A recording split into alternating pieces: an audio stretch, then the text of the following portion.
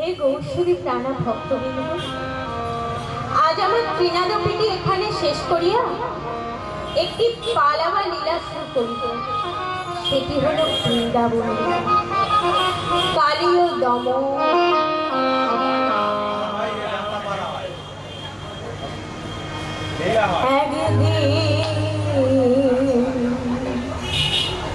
শ্রীধাম বৃন্দাবনে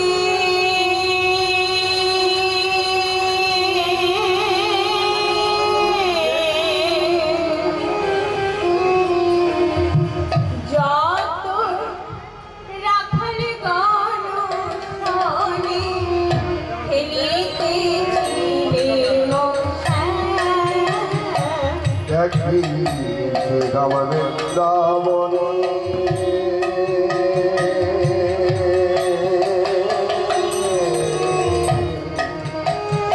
যত রাখাল মানুষ দিদিকে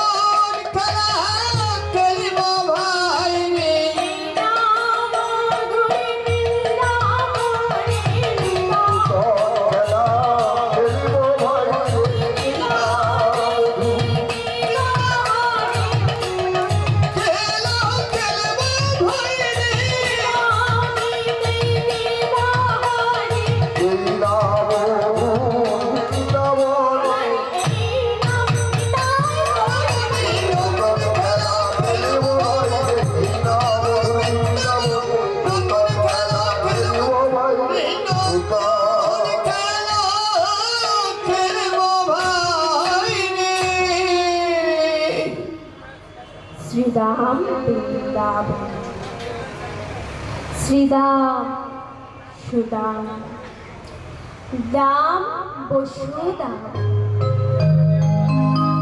আদি যত রাখাল গণশনে গোচারণে গিয়ে গোবিন্দ আমার বিনত খেলায়। সহসা সীতাম বলছে, ও ভাই কানাই, আমরা তো প্রতিদিন একই খেলা খেলি। বলি শোন না ভাই, প্রতিদিন না এই একই খেলা খেলিতে ভালো লাগে না। ভাই কানাই, আজ না আমি মনে মনে স্থির করেছি একটি নূতন খেলা খেলব। ভাই সীতামের এই কথা শুনে সকল বালকগণ মহা আনন্দে বলছে, ভাই সীতাম, আজ আমরা কি নূতন খেলা খেলব? তখন ভাই সীতাম বললে, কি নূতন খেলা খেলবো শুনবি? তবে তা শোন। পাঁচনে পোতা খেলবো ভাই রে,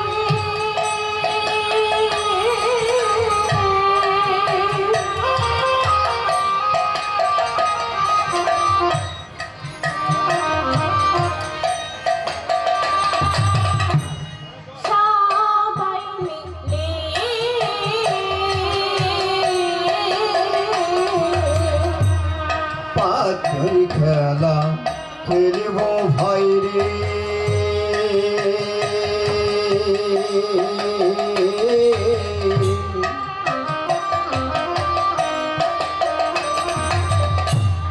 সবাই মিলে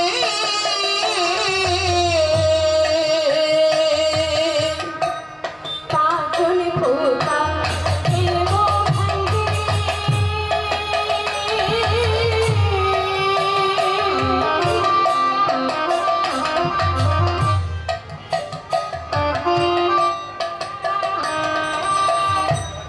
সবাই মিলে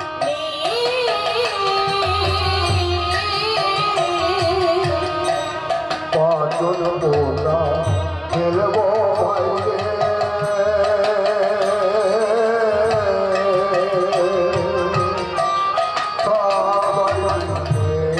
সবাই মিলে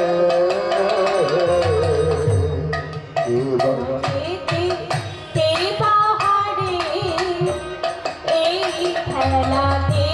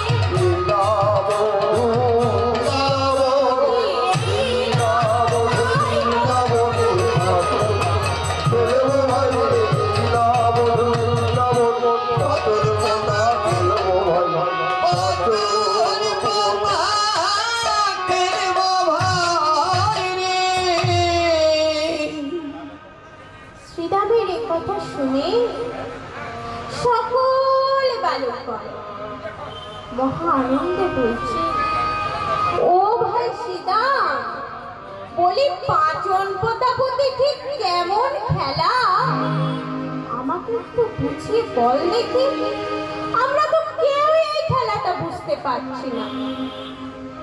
সীতাম বললেন, তবে শোন, আমাদের সকলের হাতে একটি করে পাচন বাড়ি আছে। এক ব্যক্তি একটি পাচন বাড়ি নিয়ে সজোরে ভূমিতে পুঁতে দেবে, আরেক ব্যক্তি আরেকটি পাচন বাড়ি নিয়ে সেই পাচন বাড়িটির গায়ে এইভাবে একবার, দুবার, তিনবার সুযোগ দেওয়া হবে। যদি সে ভূমি থেকে পাচন বাড়িটি তুলতে পারে তাহলে জিতে যাবে, এবং জেতা ব্যক্তিকে স্কন্ধে নিয়ে হারা ব্যক্তি এই মাঠের 20 পাক শ্রীরামের এই কথা শুনে ভাই কানাই বলছে, বাহ, বেশ দারুণ খেলা তো। তা বল ভাই সীতাম, কেই পাচন বাড়িটা পুঁতবে আর কেই ভাই পাচন বাড়িটার গায়ে আঘাত করবে? সীতাম বলছে, যেহেতু খেলাটি আমি স্থির করেছি, তাই আমি পাচন বাড়িটা ভূমিতে পুঁতব, আর এই বৃন্দাবনে সবচেয়ে চতুর বালক সুবল সে আজ আমার এই পাচন বাড়িটির গায়ে আঘাত করবে। এ কথা বলে সীতাম তার পাচন বাড়িটা নিয়ে সজোরে ভূমিতে পুঁতে দিল। এবার সুবল তার পাচন বাড়িটা নিয়ে সীতামের পাচন বাড়িটির গায়ে একবার, দুবার, তিনবার আঘাত করল,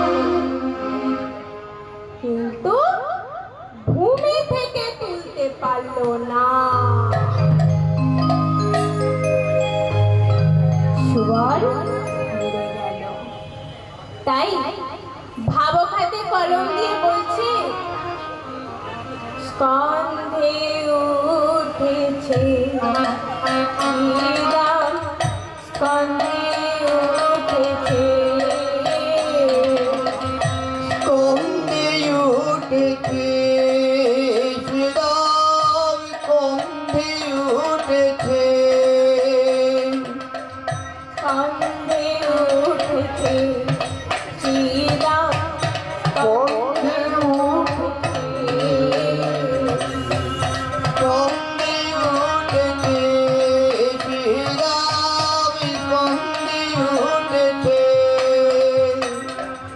সুবল দাদা ফিরে গেছে, সুবল দাদা ফিরে গেছে, স্কন্ধে উঠেছে, স্কন্ধে উঠেছে শ্রীরাম, স্কন্ধে উঠেছে।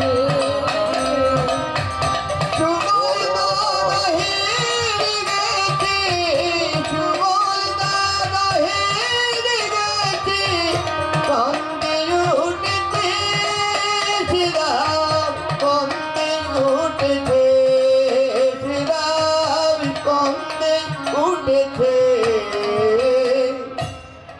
সীতামের মনে মনে অহংকার হলো। সুবল সীতামের পাচন বাড়িটির গায়ে আঘাত করলো, কিন্তু ভূমি থেকে তুলতে পারল না। তাই সীতাম জিতে গেল। সীতামের মনে মনে এবার অহংকার হলো যে এই বৃন্দাবনে সবচেয়ে চতুর বালক সুবল, সে যখন আজ আমার এই খেলাতে হারাতে পারল না, এই বৃন্দাবনে আজ আর কেহ নাই যে আমাকে হারাবে। দর্পহারি মধুসূদন মনে মনে সব শুনলেন, তাই হেসে সীতামকে বলছে, শ্রীদাম ভাই, আমি একটাবার চেষ্টা করে দেখবো? শ্রীদাম বললে, হ্যাঁ হ্যাঁ নিশ্চয়, কিন্তু কি জানিস তো ভাই, এই বৃন্দাবনের সবচেয়ে চতুর বালক সুবল, সে যখন আজ আমায় হারাতে পারল না, এই বৃন্দাবনে আজ আর কেহ নাই যে আমাকে হারাবে। ভগবান আর কোনো কথা না বলে তার পাচন বাড়িটি নিয়ে, যেই না শ্রীদামের পাচন বাড়ির গায়ে আঘাত করেছে, বাবা, পাচন বাড়িটা ভূমিতে পড়া তো দূরের কথা, একেবারে ঘুরতে ঘুরতে গিয়ে শূন্যে উঠেছে।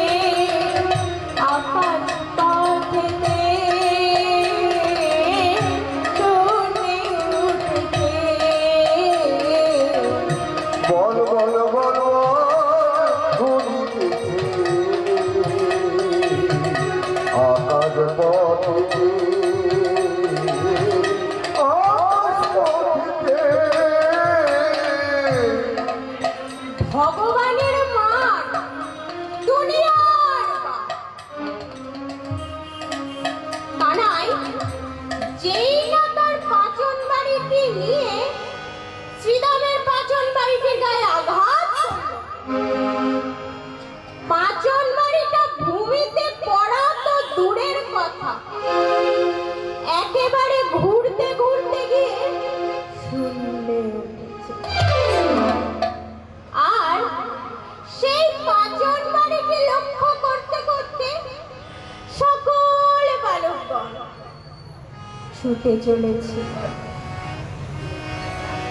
একেবারে কালীয় দাহের জলে।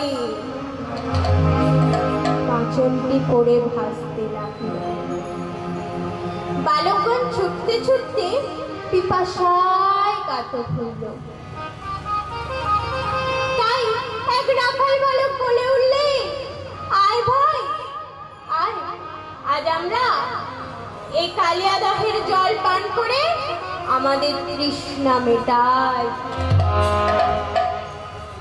এই বলে শ্রীদাম সুদাম দাম বসুধা আদি যত সকল রাখাল বালকগণ ধীরে ধীরে তাদের তৃষ্ণা মেটানোর জন্য কালীয় দহের বিষ জল অঞ্জলি পেতে পান করতে লাগলে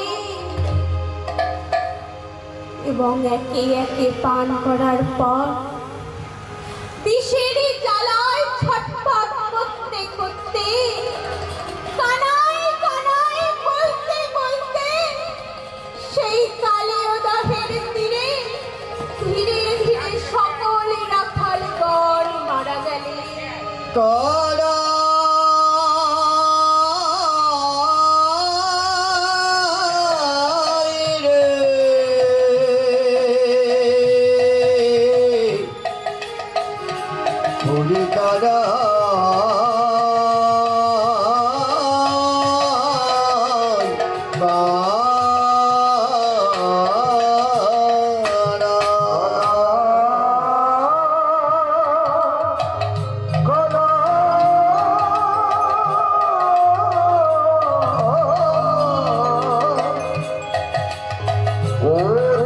আমার পরে পরের কাজ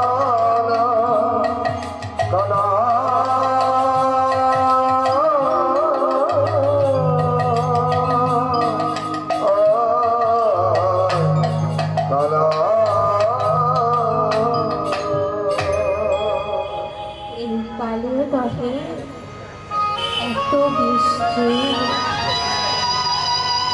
কোন পক্ষী যদি এই কালীয় দহের উপর দিয়ে উড়ে যায়, বিষের এই জ্বালায় ছটফট করতে করতে সেই তীরের মধ্যে প্রাণ হারায়।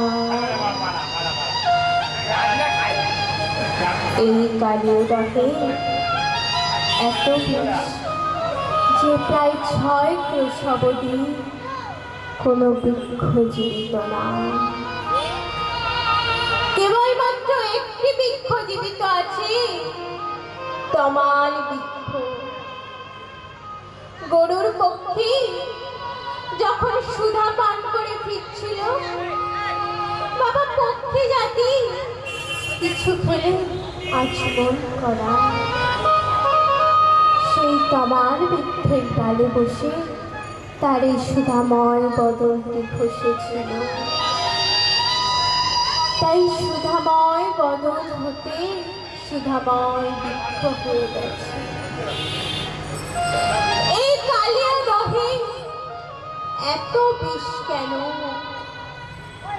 কারণ কালীয় না পূর্ব জন্মে ছিলেন বিষদপী রাজা।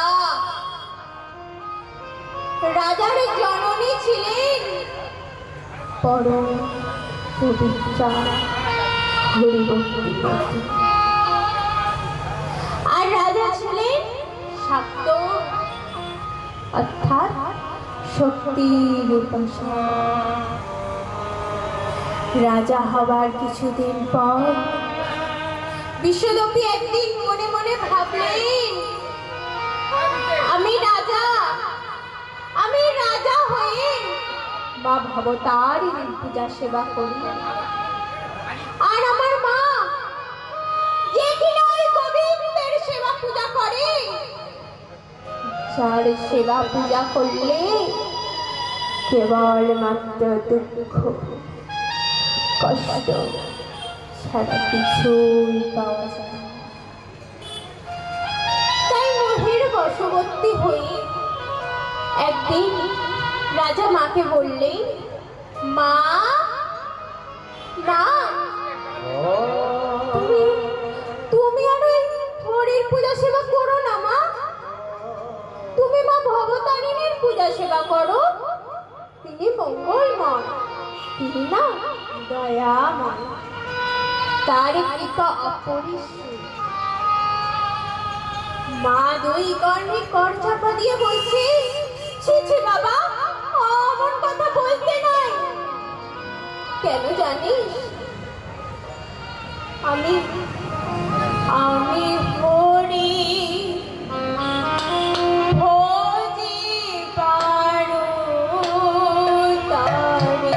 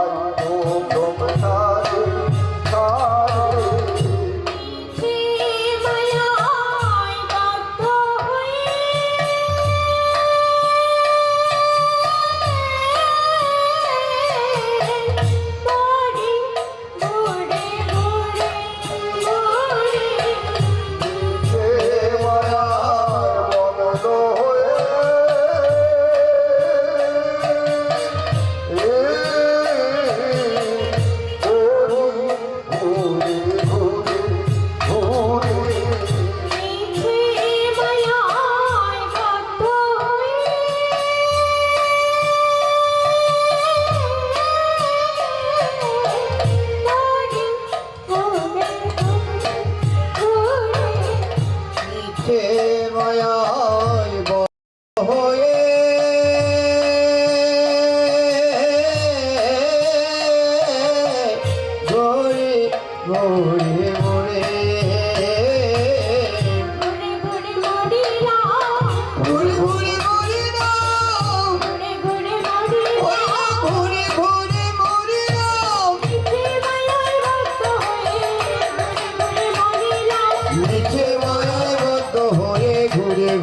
মরিলাম যে মায়ায় বদ্ধ হয়ে ওই না মিছে মায়ায় বদ্ধ হয়ে ঘুরে ঘুরে মরিলাম ওই না মিছে মায়ায় বদ্ধ হয়ে ঘুরে ঘুরে মরিলাম।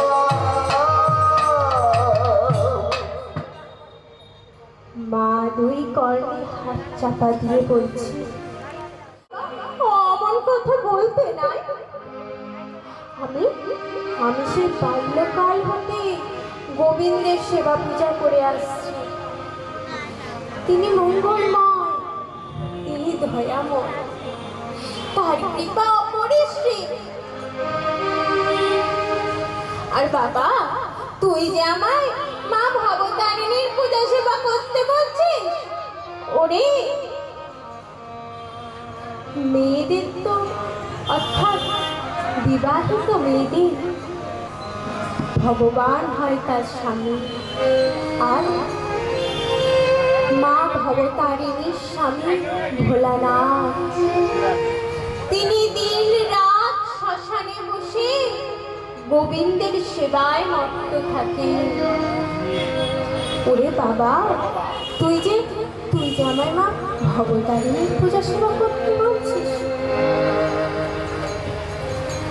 মায়ের এ কথা শুনে বিশালপী রাজা কি উত্তর দেবে না ভেবে পেয়ে মাকে বলছে, শোনো মা, আমি রাজা, তুমি হলে প্রজা। প্রজা হয়ে যদি রাজার উপদেশ না মানো, তুমি জননী হলেও ক্ষমা না। তাই মা, এখনই এই মুহূর্তে তোমার এই কৃষ্ণ নাম পরিত্যাগ করো, নইলে জননী হলেও তোমায় ওই অন্ধকূপ কারাগারে নিক্ষেপ করবে।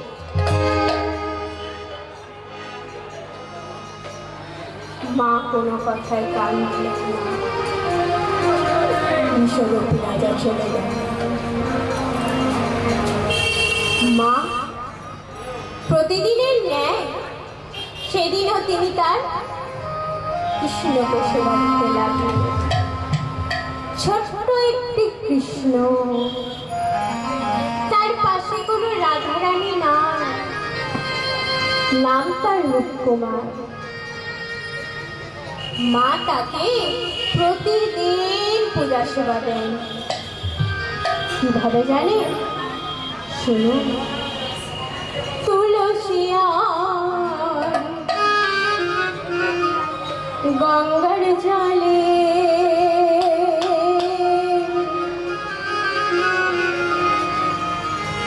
নাম কৃষ্ণ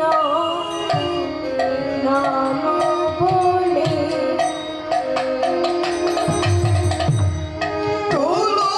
তুলসিয়ার গঙ্গা জলে